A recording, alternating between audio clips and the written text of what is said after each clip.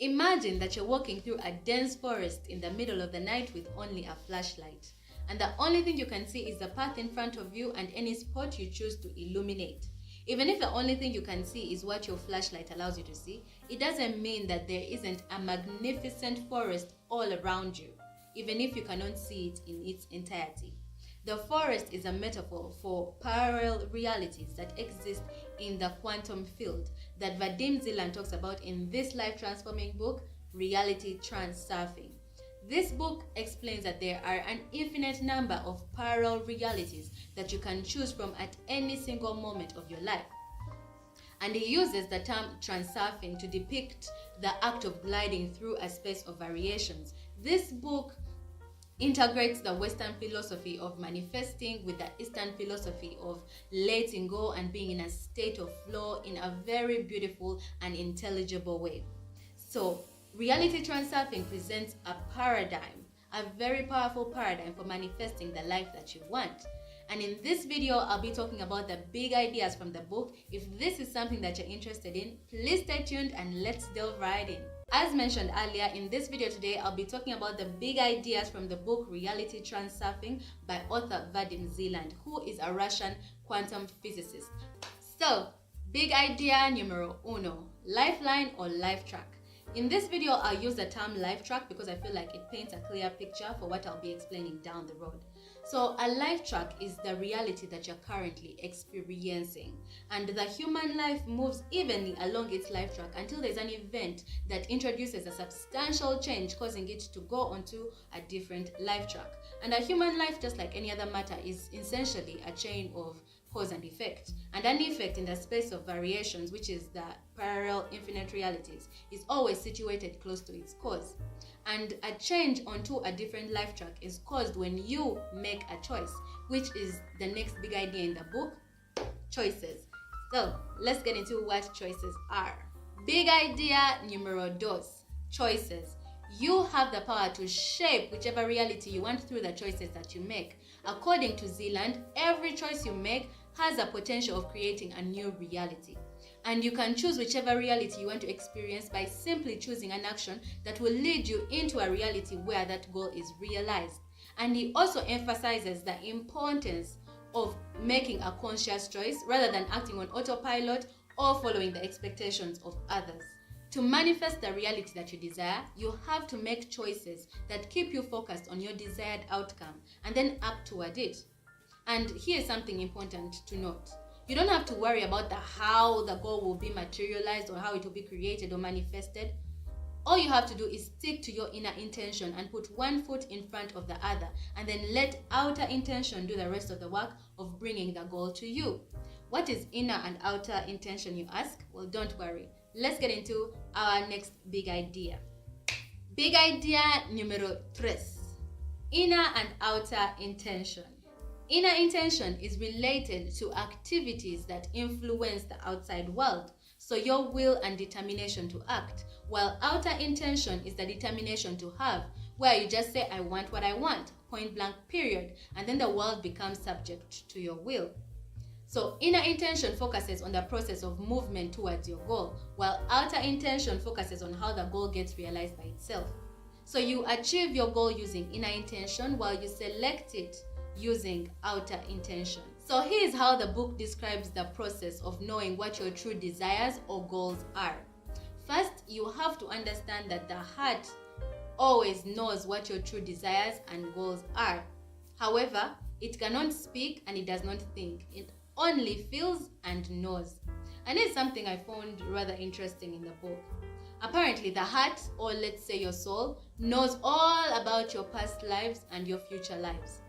So if you make a choice that will lead you onto a life track where your goals are realized, where your dreams and desires are materialized, your heart knows this. And so it will cause you to feel a certain burst of enthusiasm. So when you feel that spark of inspiration, that enthusiasm, know you are making the right choice. But when you make a choice that doesn't impact your life greatly, your heart will be calm. It will be still. And when it does that, know that whatever choice you have made doesn't really impact your life greatly. So you can go ahead and do whatever you want, whether you take on the choice or you discard it, whatever. It doesn't impact your life in a great way. However, if you make a choice that your heart knows is going to lead you onto a life track where you do not attain your true desires and goals, your heart knows this, and so it will cause you to feel a certain discomfort about that choice. So if you are able to refuse an uncomfortable choice or decision, do so, because your heart knows. Understand that the logical mind is always fixated on how the goal will be achieved. And if it can't see a way, it discards that goal. The heart, on the other hand, however, it wants what it wants. And it knows that once you choose its desires, outer intention will make it happen. But because it cannot speak, the mind most times wins over. And then you find yourself on a life track where your goals and your desires do not materialize. And here's something rather peculiar about the mind. The mind strives to control not only its movement along the flow, but the flow itself. What am I saying? Is that the mind has this crazy need to control the world, but you cannot control the world. And that's why when you have a goal and you cannot see the process, it's unfathomable to you how that goal will ever get materialized, and so you discard it. What you need to do, you need to learn how to listen to your heart when you make a choice about a certain goal. Because now we know that the heart doesn't speak, of course, it doesn't think, it only feels and knows. And because it has seen your past lives and it knows your future lives, it knows. So when you make a choice, what you need to do is you need to be quiet and pay attention to the feeling that is conjured up when you make a choice about a certain goal.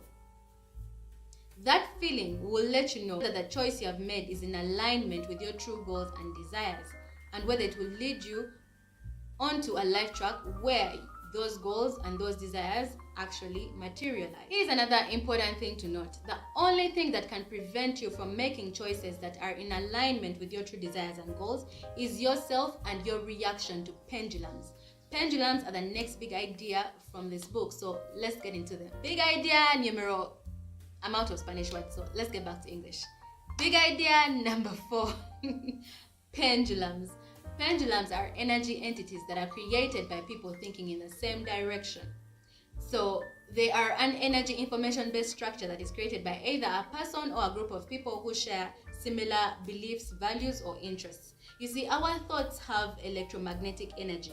You may not see it, but it exists. So whatever you are thinking of, you are feeding that thing with energy. And whenever different people are thinking of the same thing, they are feeding that thing with their energy. And that thing, that energy entity gains momentum, creating a pendulum. Anything that you are for or against is a pendulum. So, for example, religion, political parties, football teams, fashion trends, celebrities, and organizations, all these things are pendulums. And it doesn't matter whether you support it or you're against it.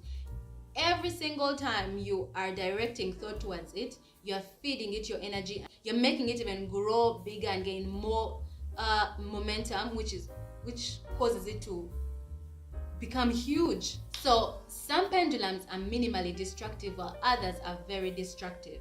A destructive pendulum forces its goals on its adherents that are alien to them. And here's how a pendulum can impact your life. It puts on a good-looking and an attractive mask, and it also covers up itself in noble aims and plays on people's emotions so it can justify its actions and win over as many adherents as possible.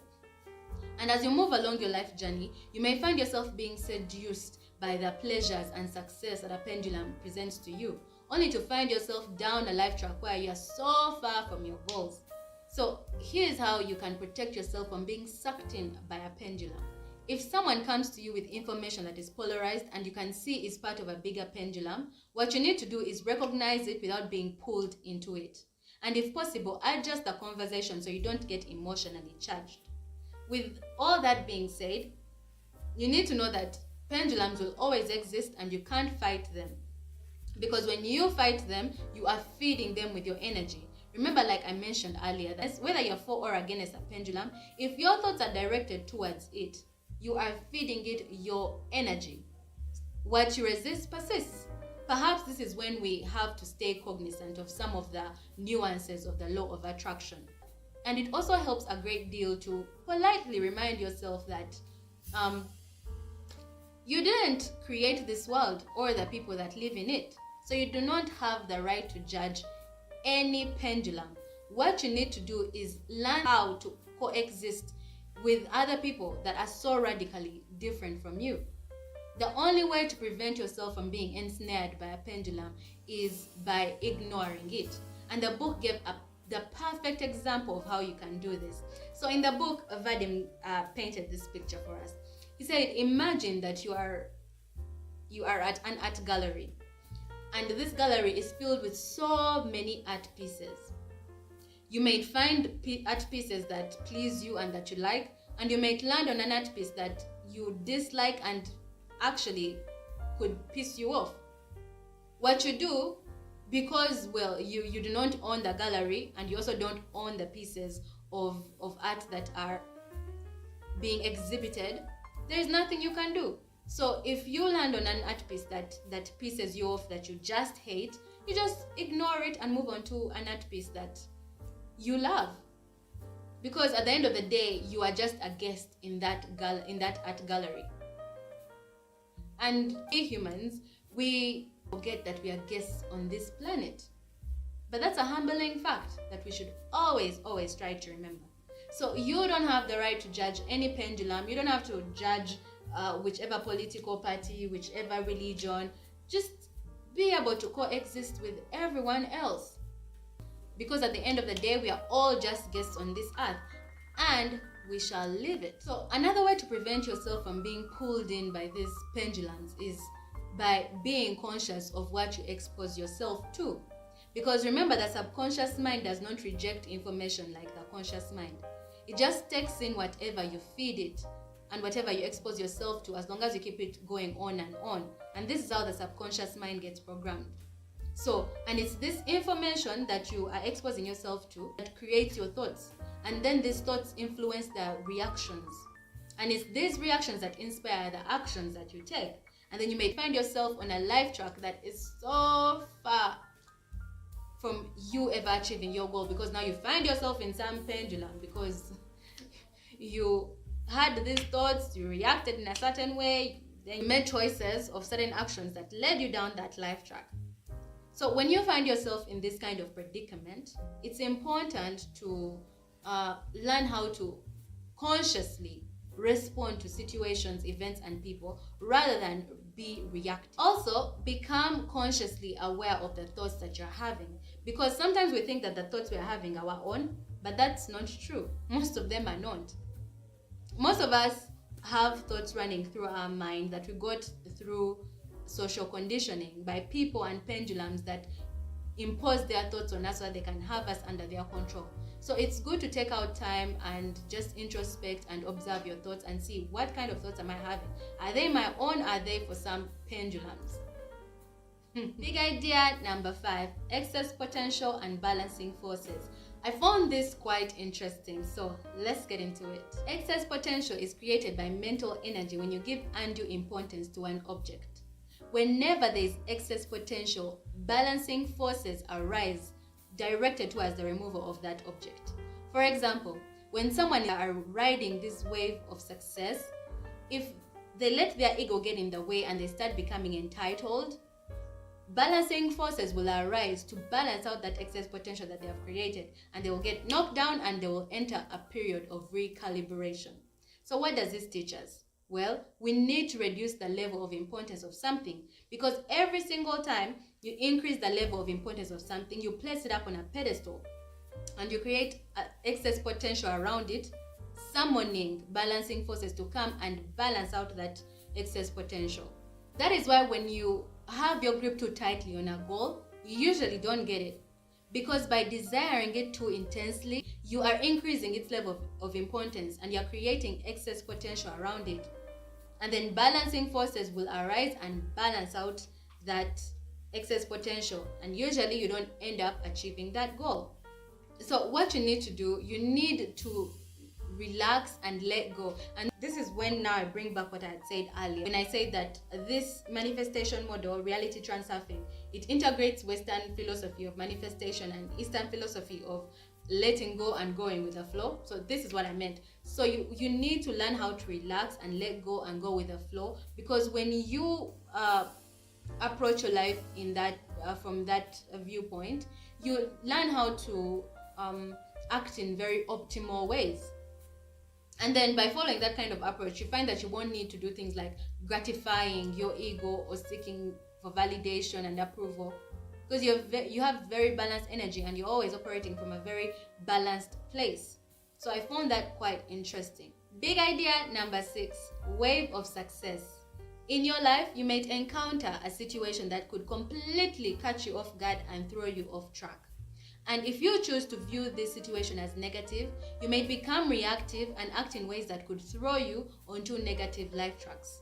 But no matter what happens in your life, know this: there are 3 perspectives you can choose from to perceive any situation.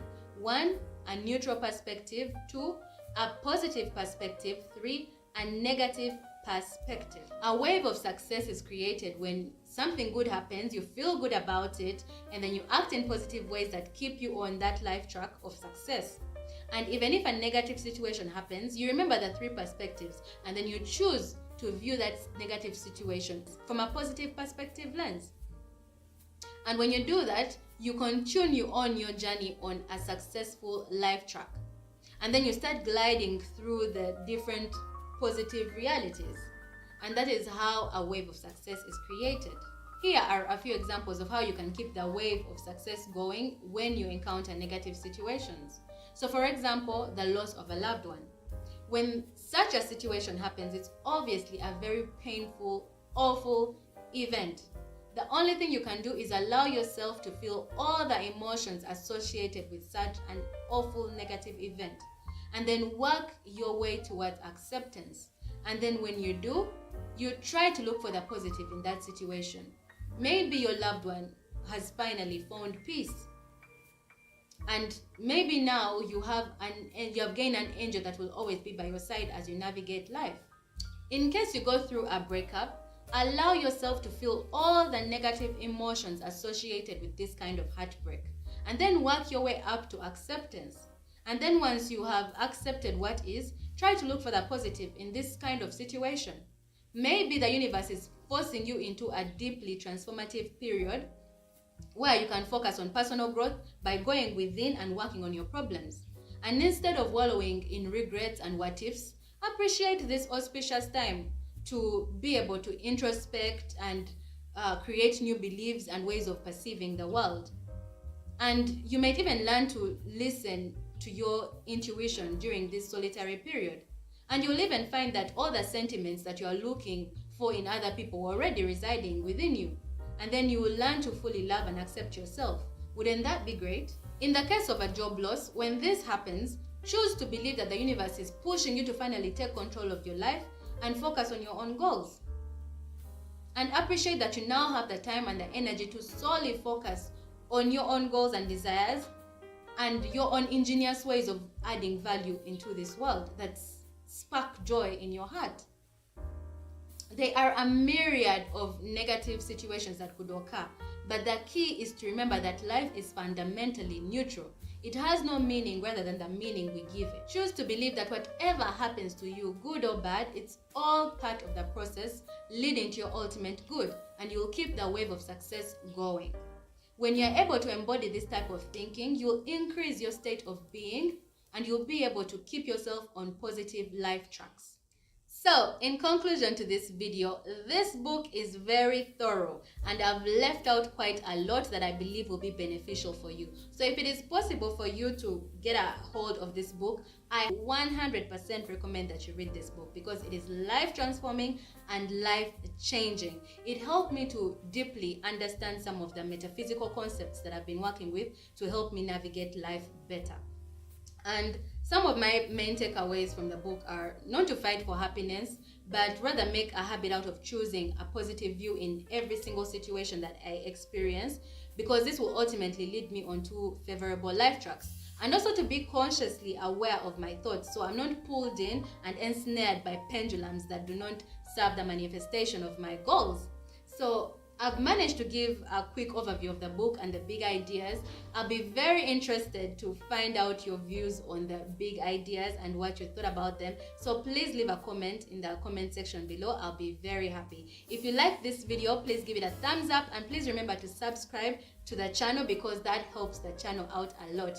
Thank you for watching, and I'll see you in my next video. Bye.